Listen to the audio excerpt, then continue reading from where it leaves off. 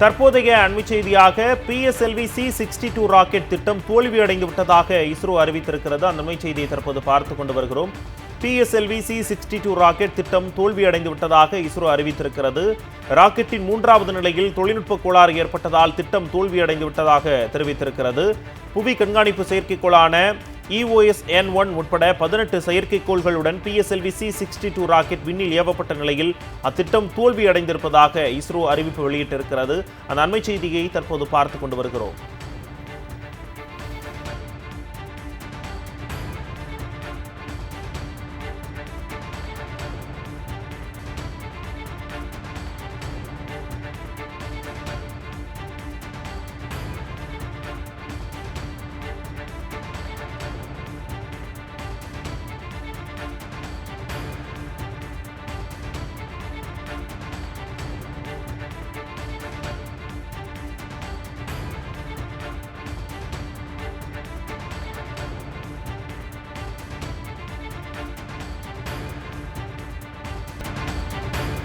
தற்போதைய அண்மை செய்தியாக PSLV C-62 ராக்கெட் திட்டம் தோல்வியடைந்து விட்டதாக இஸ்ரோ அறிவித்திருக்கிறது. அந்த அண்மை செய்தியை தற்போது பார்த்துக் கொண்டு வருகிறோம்.